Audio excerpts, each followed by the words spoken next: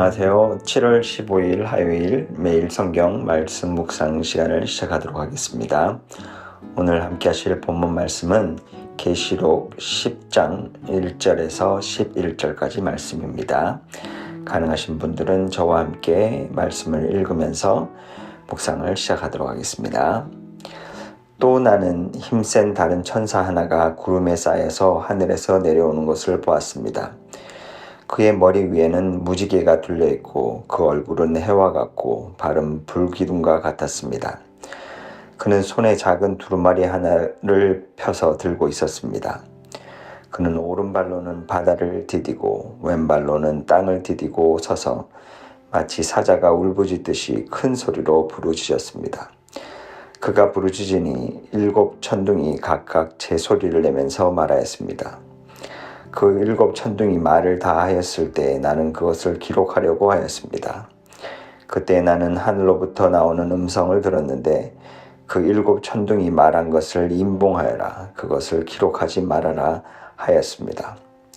그리고 내가 본 그 천사, 곧 바다와 땅을 디디고 서 있는 그 천사가 오른손을 하늘로 쳐들고 하늘과 그 안에 있는 것들과 땅과 그 안에 있는 것들과 바다와 그 안에 있는 것들을 창조하시고 영원 무궁하도록 살아계시는 분을 두고 이렇게 맹세하였습니다. 때가 얼마 남지 않았다. 7째 천사가 불려고 하는 나팔 소리가 나는 날에는 하나님께서 하나님의 종 예언자들에게 전하여 주신 대로 하나님의 비밀이 이루어질 것이다. 하늘로부터 들려온 그 음성이 다시 내게 말하였습니다. 너는 가서 바다와 땅을 밟고 서 있는 그 천사의 손에 펴 있는 작은 두루마리를 받아라. 그래서 내가 그 천사에게로 가서 그 작은 두루마리를 달라고 하니 그는 나에게 말하기를 이것을 받아 먹어라. 이것은 너의 배에는 쓰겠지만 너의 입에는 꿀같이 달 것이다 하였습니다. 나는 그 천사의 손에서 그 작은 두루마리를 받아서 삼켰습니다. 그것이 내 입에는 꿀같이 달았으나 먹고 나니 뱃속은 쓰라렸습니다. 그때 너는 여러 백성과 민족과 언어와 왕들에 관해서 다시 예언을 하여야 한다 하는 음성이 내게 들려왔습니다. 오늘은 요한계시록 10장을 1세기 당시 1차 독자였던 7교회의 초기 성도들의 입장에서 묵상하고자 합니다. 요한계시록은 단순히 파편적인 환상의 나열이 아닙니다. 이 책은 하나님의 구원 역사와 심판 계획이 유기적으로 연결된 책이며 이 계시를 처음 들었던 초기 성도들은 하나님이 어떻게 그들의 삶에 직접적으로 관여하시는지를 선명하게 깨달을 수 있었을 것입니다.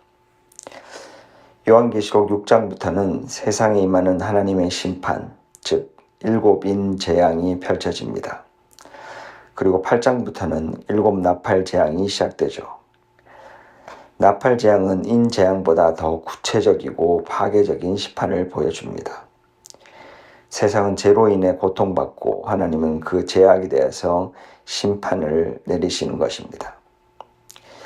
이러한 재앙의 흐름 속에서 10장은 갑작스러운 전환점을 제공합니다.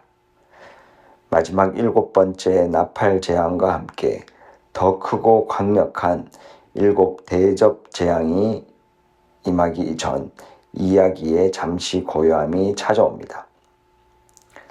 마치 폭풍우가 몰아치는 가운데 잠시 주어지는 고요함과도 같습니다.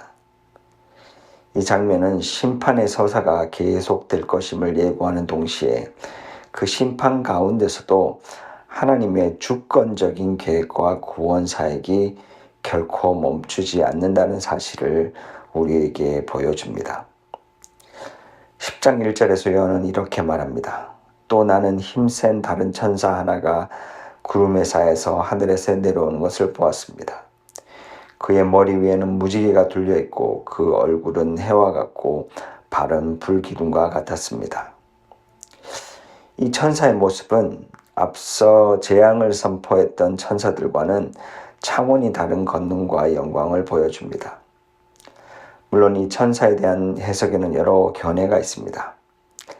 하지만 분명한 것은 그의 한 발은 바다를, 다른 발은 땅을 밟고 있었다는 점에서 그가 온 세상을 주관하는 하나님의 대리자이며 모든 것을 압도하는 하나님의 권세를 상징적으로 드러내고 있다는 것입니다.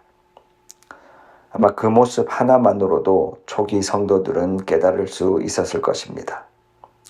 로마 황제가 이 땅의 주인이 아니라 주 예수께서 진짜 왕이시며 그분께서 말씀으로 세상을 여전히 다스리고 계시다는 사실을. 하지만 그들이 사는 세상은 그렇게 보이지 않았습니다. 그들은 밀려오는 핍박 속에서 두려웠고 순교한 이들의 이야기를 들으며 마음이 찢어졌을 것입니다. 어떤 성도는 신전 제사에 참여하지 않는다는 이유로 상업 활동에서 배제되기도 하고 누군가는 예수님을 증언했다는 이유로 잡혀갔습니다. 그런 현실 속에서 그들은 이렇게 질문했을 것입니다. 하나님, 언제까지 이 고난이 계속됩니까? 과연 이 환난의 끝은 있는 겁니까? 그 질문에 대한 하늘의 응답이 10장 6절에서 7절에 들려옵니다. 때가 얼마 남지 않았다. 하나님의 비밀이 이루어질 것이다.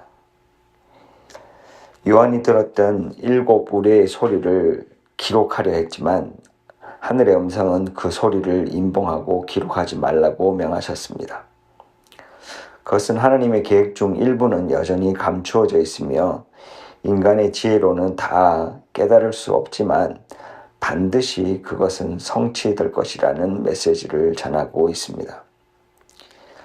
지금 당장은 보이지 않아도, 지금 당장은 고통스러워도 하나님의 계획은 멈추지 않았고 곧 완성된다는 약속의 말씀에 초기 성도들은 감격하고 위로를 받았을 것입니다. 그런데 말씀은 거기서 멈추지 않습니다. 요한에게 작은 두루마리를 먹으라고 하셨고 요한은 그것을 입에 넣어 삼켰습니다. 그리고 성경은 이렇게 말합니다. 그것이 내 입에는 꿀같이 달았으나 먹은 후에는 내 배에서 쓰게 되었다라고. 그렇습니다. 말씀은 우리에게 위로를 주지만 동시에 고통도 요구합니다. 말씀은 단지 듣는 것으로 끝나지 않고 삶으로 살아내야 할 부르심입니다. 에베소 교회의 어떤 성도는 처음 사랑을 회복하라는 말씀을 받았고 사대 교회는 깨어있으라는 경고를 받았습니다. 빌라델비아는 지키는 자가 되라는 칭찬과 격려를, 라오디게아는 미지근한 신앙에서 돌이키라는 책망을 받았습니다. 그 모든 말씀은 달았고 위로가 되었으며 힘이 되었지만 동시에 그 말씀을 따라 살아내야 한다는 부담, 세상과 충돌하는 쓰라림, 세상과의 단절, 그리고 경제적 손실, 심지어는 목숨의 위협이 함께 따라왔습니다. 말씀이 내 입에는 달지만 내 삶에서는 쓰게 느껴지는 경험. 그것이 바로 지금 교회된 우리가 겪고 있는 현실이자 사명이라는 사실을 그들은, 그리고 우리도 동일하게 깨닫게 됩니다. 요한이 두루마리를 먹은 이후 그는 다시 말씀을 받습니다. 많은 백성과 민족과 언어와 왕들에게 예언하여야 한다.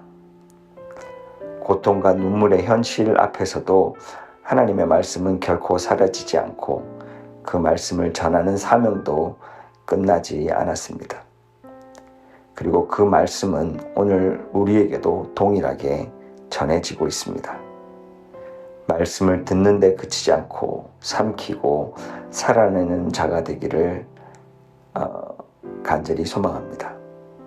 함께 기도하시겠습니다. 주님, 오늘 말씀으로 우리 가운데 함께해 주심에 감사함을 드립니다.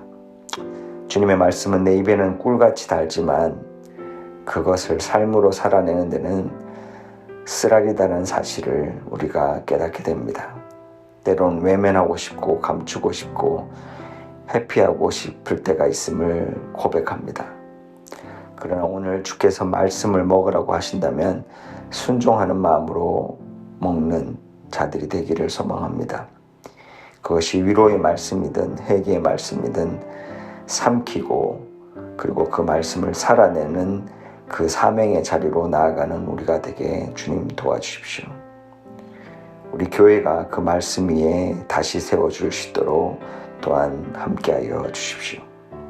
그렇게 하실 주님을 기대하고 찬양하며 모든 말씀 예수님 이름으로 기도합니다.